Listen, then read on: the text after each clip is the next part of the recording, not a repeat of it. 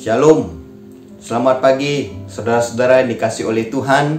Pada pagi hari ini kita bersyukur berkumpul bersama-sama untuk merenungkan, berdoa, dan memuji Tuhan. Kita bersyukur pada pagi hari ini kita akan merasakan kasih Tuhan, hadirat Tuhan, bahkan kuasa Tuhan untuk menjamah kehidupan kita. Tuhan menolong kita, Tuhan akan menopang kita. Sebelumnya, saudara-saudara, kita akan berdoa terlebih dahulu. Bapa di surga, kami bersyukur Tuhan, pada pagi hari ini kami boleh datang bersama-sama Tuhan, bersekutu dalam persekutuan doa ini. Kiranya Tuhan memberkati kami, urapi kami Tuhan. Kami membutuhkan kuasa dan kasih setia Tuhan yang boleh menjamah kami, sehingga kami akhirnya mampu menaikkan seluruh doa-doa kami, seluruh pergumulan kami. Tuhan sertai dan berkati. Sebelumnya Tuhan, Kau kuduskan kami dari dosa dan kesalahan kami. Dan kami menyadari Tuhan ada kuasa kegelapan juga yang mengganggu kami. Tuhan, patahkan dan usir semua di dalam nama Yesus Kristus. Terima kasih Tuhan. Kami siap mendengarkan firman-Mu, kami siap memuji-Mu, kami siap berdoa. Dalam nama Tuhan Yesus kami berdoa. Haleluya. Amin. Selamat pagi Bapak Saudara yang terkasih dalam Tuhan kita Yesus Kristus. Shalom. Pada pagi hari ini saya undang kita semua untuk memuji dan menyembah Tuhan kita. Siapkan hati kita, berikan pujian, pengagungan yang terbaik pada pagi hari ini kepada Tuhan kita. Mari kita sembah Dia. Katakan, Yesus, Engkau segalanya buat kami. Kemuliaan-Mu memenuhi setiap kami pagi hari ini. Katakan, Yesus, kemuliaan-Mu pulihkan hatiku. Yesus, kemuliaan-Mu berkati hidupku.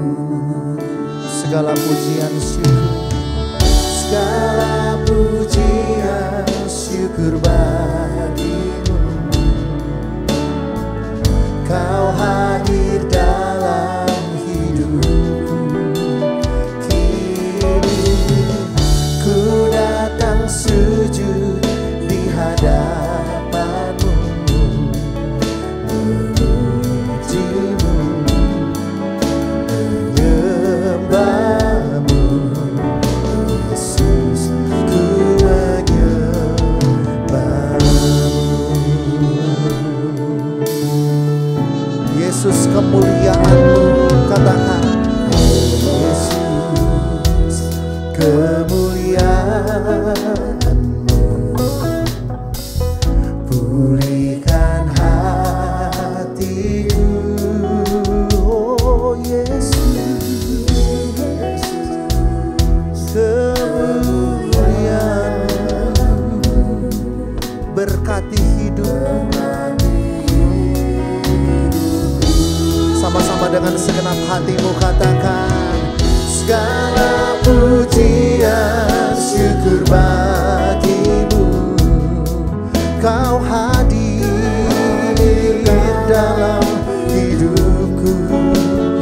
Kini ku datang sujud di hadapan-Mu, memuji-Mu, menyembah-Mu. Yesus,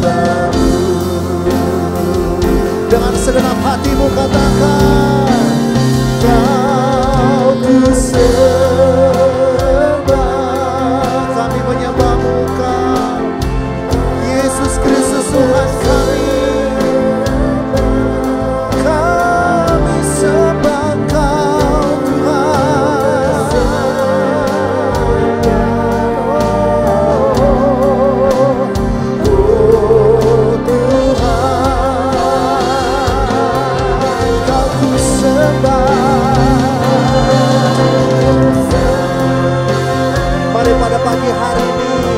Bapak Ibu Saudara, kita sembah Allah kita yang kudus, Allah kita yang setia. Haleluya. Oh, Kau ku sembah.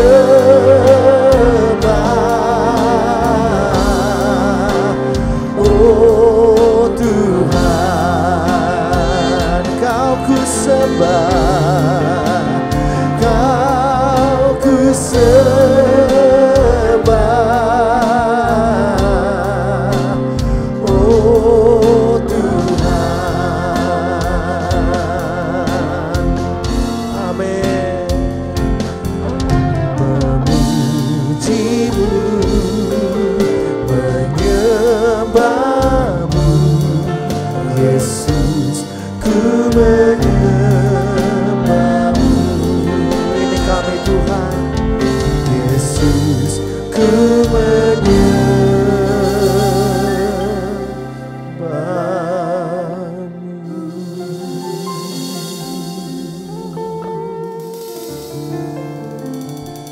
Pagi hari ini ya Tuhan, kami arahkan pandangan kami, hati kami, jiwa kami hanya kepadamu. Di dalam nama Tuhan Yesus Kristus. Haleluya. Amin. Mari Bapak Ibu kita masuk di dalam doa sebelum kita merenungkan firman Tuhan. Tuhan Yesus berkati kami, Engkau urapi kami ya Tuhan, supaya kami bisa memahami kebenaran firman-Mu.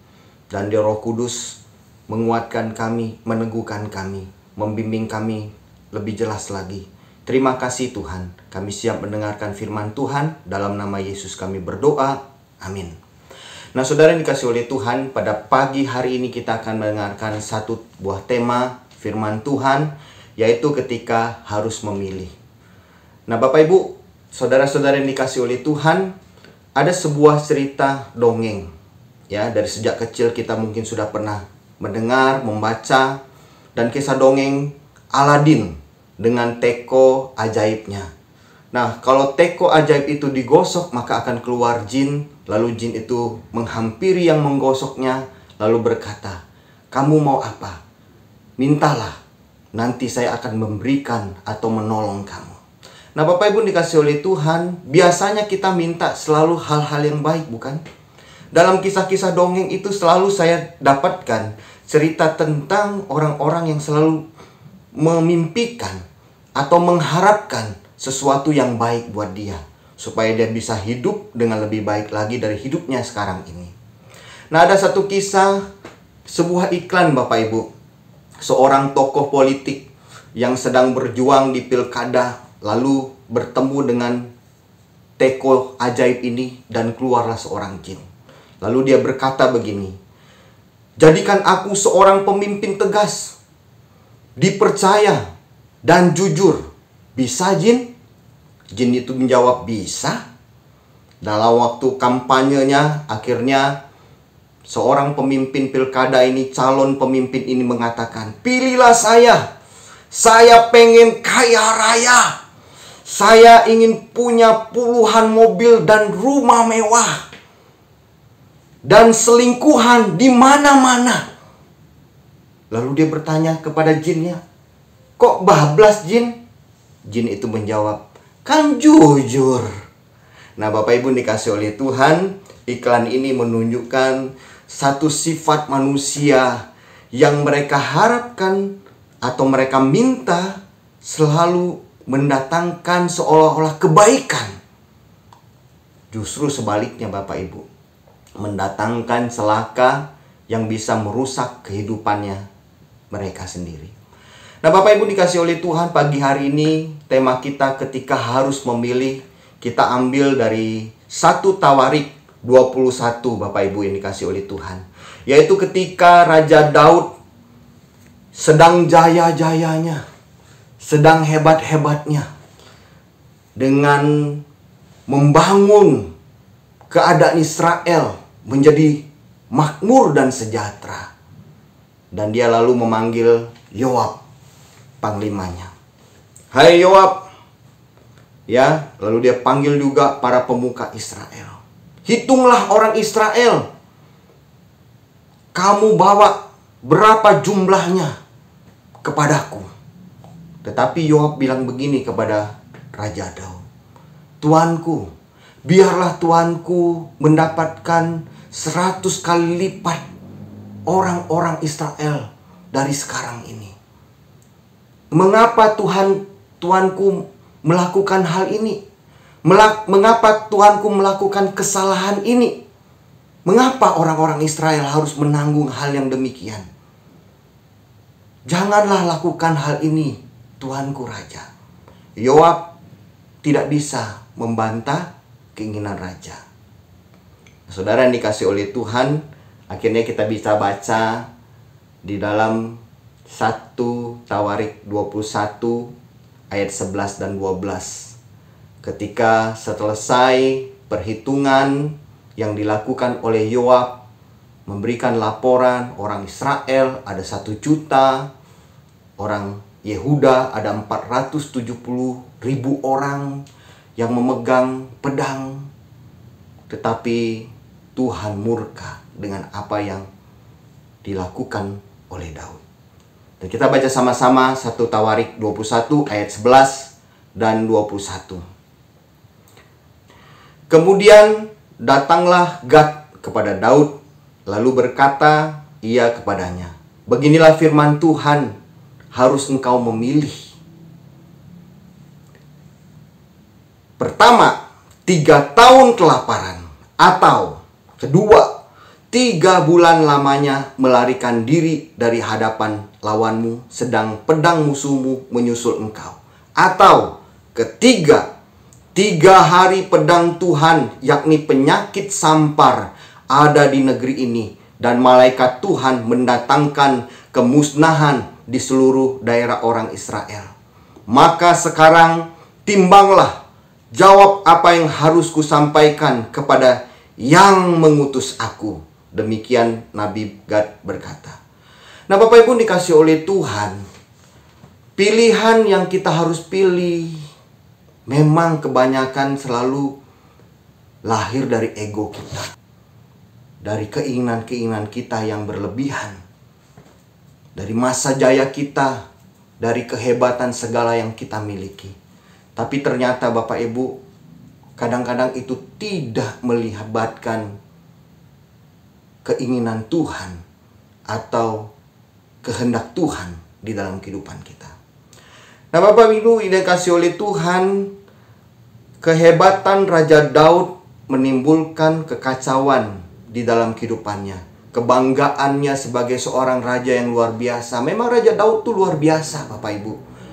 Setiap berperang itu selalu berperang tanpa kalah, Bapak Ibu. Dan selalu berhasil dan berjaya. Makanya di tengah-tengah keberjayaannya itu dia merasa dia bisa mendapatkan seorang yang berstatus sebagai raja. Dia lupa ya bahwa orang Israel itu adalah milik Tuhan. Nah, Bapak Ibu dikasih oleh Tuhan, bagi Tuhan tindakan Daud ini adalah sesuatu kenajisan, suatu kejijikan dan kekejian. Dan tindakan ini adalah tindakan yang bersalah di hadapan Tuhan. Nah, Bapak Ibu dikasih oleh Tuhan, saudara yang dikasih oleh Tuhan, setidaknya ada 2 alasan yang mendasari kesalahan Daud dalam perhitungan ini.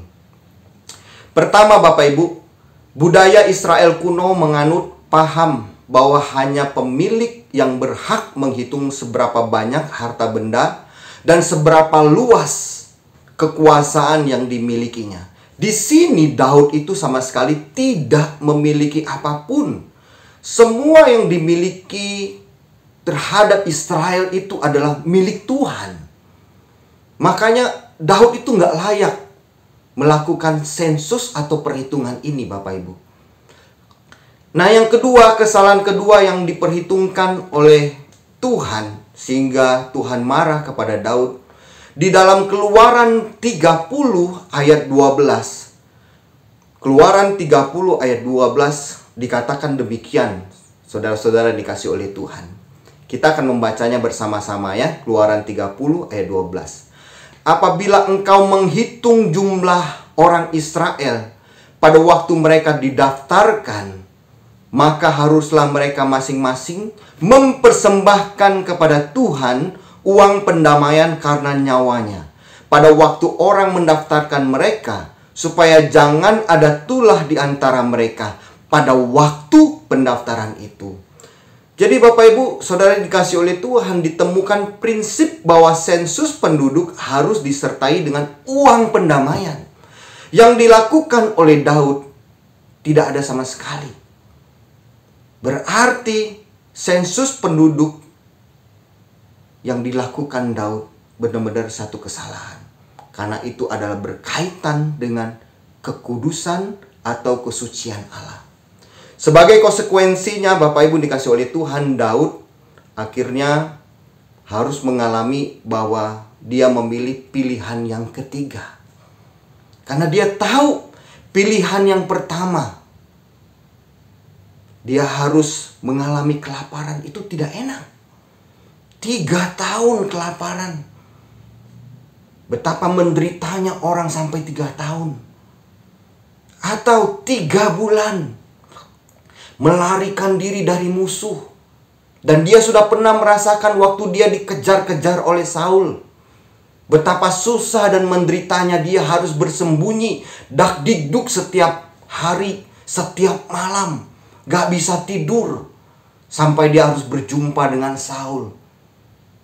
Dan dengan ketar-ketir dia melewati pengejaran yang dilakukan oleh Saul. Dan akhirnya dia pindah ke tempat musuhnya orang Israel, yaitu daerah Filistin, dan tinggal di sana bertahun-tahun. Makanya dia pilihan pertama dia nggak mau, pilihan kedua dia nggak mau, dan dia akhirnya sadar. Pilihan ketiga, 3 hari penyakit sampar. Dia pikir dengan 3 hari itu paling hanya beberapa orang yang tewas. Mungkin juga dia pikir dia juga akan tewas. Nah Bapak Ibu dikasih oleh Tuhan, dan Tuhan akhirnya menghukum tindakan Daud yang telah melakukan tindakan yang berlebihan, memilih dari kebanggaannya, dan akhirnya dia harus memilih dari 3 pilihan Tuhan yang menyesakkan hidupnya dia. Dan akhirnya orang Israel di ayat yang 1 Tawarik 21 ayat 7 sampai 17, 70.000 orang harus tewas. Nah kita harus memilih, pasti memilih yang baik Bapak Ibu. Perhatikanlah hati dan kehendak Tuhan dalam hidup kita. Satu kali Bapak Ibu, saya juga mengalami satu situasi yang tidak menyenangkan. Saya merasa terhina, merasa dilukai, merasa malu sekali diperlakukan oleh seorang dosen. Waktu saya menulis sebuah karya tulis, waktu dia baca sekilas di kantornya Bapak Ibu, detik itu dia baca sekilas luar biasa cepat. Ini apa yang kamu tulis? Apa sih yang kamu tulis ini? Gak ada isinya ini. Sana kamu keluar, kamu kerjain, bikin yang baru, lalu serahkan kepada saya. Waktu dosen itu mengatakan demikian Bapak Ibu, saya betul-betul sakit hati. Dan saya akhirnya memilih Bapak Ibu untuk membalas mungkin dendam saya, kemarahan saya. Berhari-hari saya berpikir, berhari-hari saya memikirkan caranya bagaimana membalas dendam ini.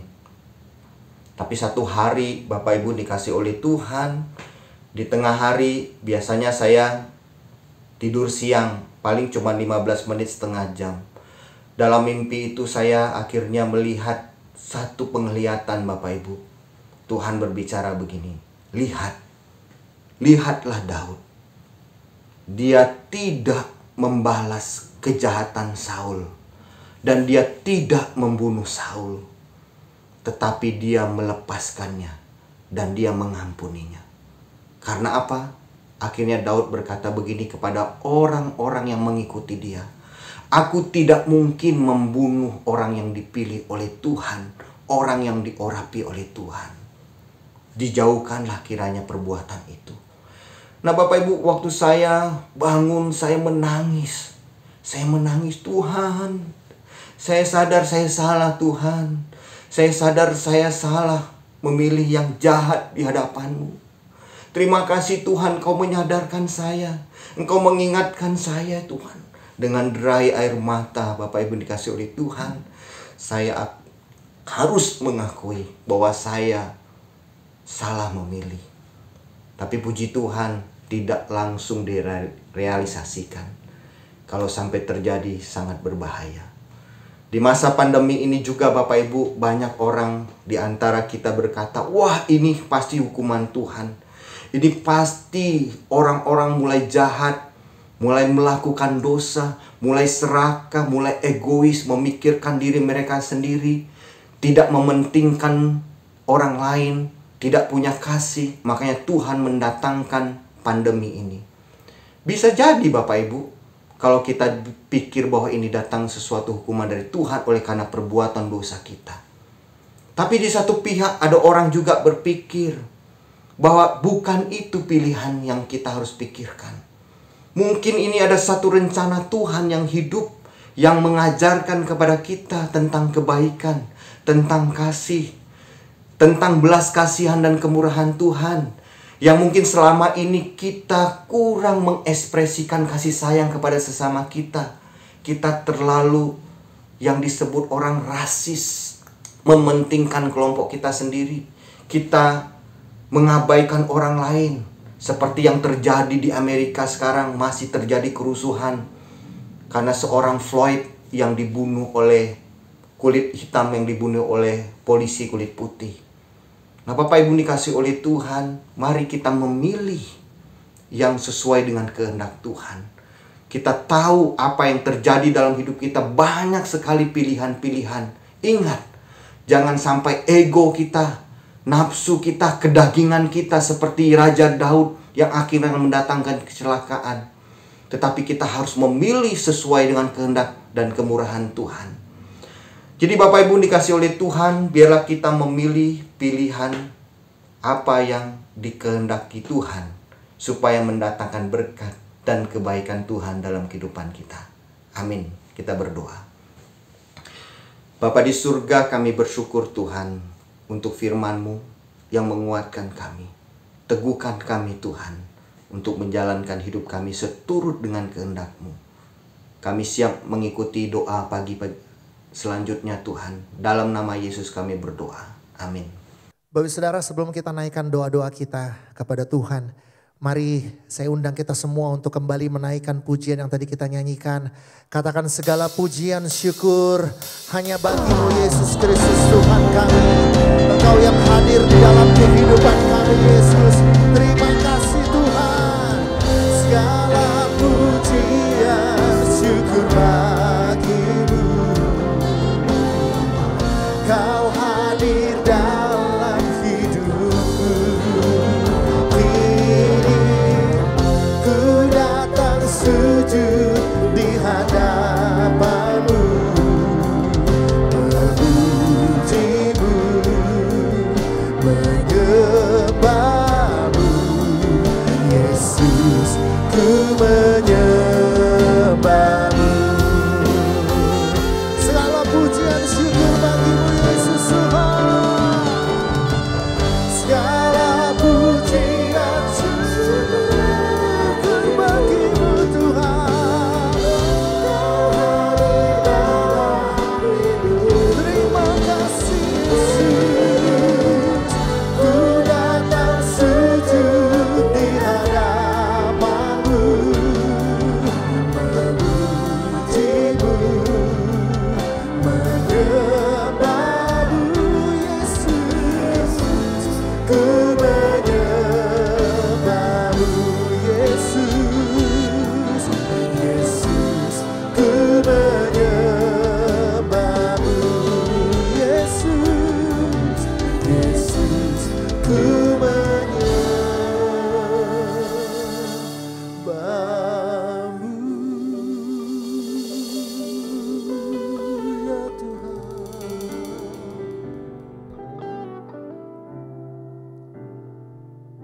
Mari saudara-saudara kita bersatu di dalam doa. Kita bersyukur Kita minta urapan dan penyertaan Tuhan. Kita doakan orang-orang, anak-anak yatim piatu, panti jompo, orang cacat, rumah-rumah rehabilitasi, tempat-tempat ibadah yang akan dibuka secara ragawi maupun yang masih secara online.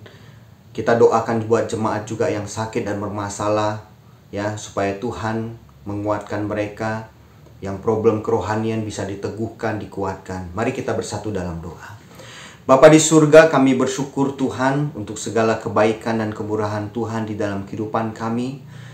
Kami menyadari Tuhan, pada pagi hari ini kami datang kepada Tuhan. Kami membutuhkan kuasa dan penyertaan Tuhan, urapan Tuhan yang nyata dalam kehidupan kami. Kami sadar Tuhan, kehidupan kami penuh dengan kekeringan, penuh dengan kemeranaan dalam kehidupan kami. Tapi kami yakin Tuhan, bersama dengan Tuhan pada pagi hari ini Engkau memperbaharui kami, meneguhkan kami. Terima kasih Tuhan.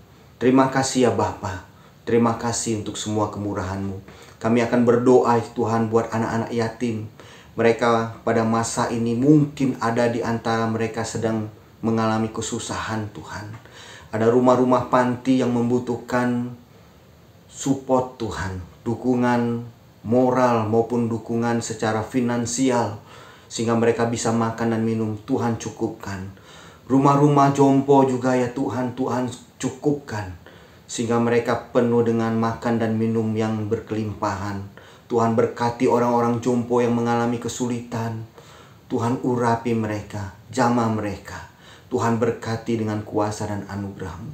Kami berdoa juga untuk orang-orang cacat ya Tuhan. Mereka membutuhkan juga penyertaan-Mu. Mungkin mereka merasa sendirian, karena kasih sayang mereka dapatkan tidak sempurna dari manusia atau sesamanya ya Tuhan. Bantulah mereka untuk melewati hari-hari mereka dengan pertolongan Tuhan. Kami berdoa juga untuk rumah-rumah rehabilitasi Tuhan. Baik itu narkoba, baik itu anak-anak yang bermasalah, atau orang-orang yang mengalami pergumulan, atau rumah sakit jiwa ya Tuhan. Tuhan boleh tolong dan berkati. Terima kasih Tuhan untuk semuanya ini. Kami serahkan Tuhan, Tuhan berkati. Kami berdoa juga ya Tuhan untuk jemaat-jemaat yang sedang sakit pada saat ini Tuhan. Mereka harus tertidur di ranjang mereka ya Tuhan. Sudah cukup waktu yang lama. Kiranya Tuhan jamah mereka. Tuhan sembuhkan mereka. Tuhan pulihkan mereka. Tuhan memberikan yang terbaik kepada mereka. Kami berdoa juga buat saudara kami yang bermasalah secara emosional atau mengalami goncangan psikologis dalam hidup mereka ya Tuhan. Berkati mereka Tuhan, kuatkan mereka. Berkati kehidupan mereka supaya mereka melihat kebaikan dan kemurahan Tuhan yang dahsyat dalam hidup mereka. Terima kasih Tuhan, pulihkan hati mereka yang terluka, yang penuh dengan kebaikan. Jika kuasa kegelapan yang mengganggu mereka, Tuhan patahkan dan usir semua di dalam nama Yesus Kristus. Tuhan berkati untuk mereka mengalami problem kerohanian juga ya Tuhan. Sembuhkan mereka ya Tuhan. Mungkin mereka tidak melihat perspektif Allah. Mereka hanya menyaksikan dari perspektif mereka. Mereka hanya mungkin selalu menyalahkan lingkungan atau orang-orang di luar mereka. Tuhan tolong mereka Tuhan, supaya mereka bisa melihat kebaikan dan kasih Tuhan. Bagaimana pengorbanan Tuhan Yesus dalam hidupnya. Dia tidak menyalahkan siapa-siapa ya Tuhan. Malah dia mengampuni. Sehingga saudara-saudara kami yang mengalami problem kerohanian ini bisa melihat bahwa Engkau tetap ada dan menguatkan mereka.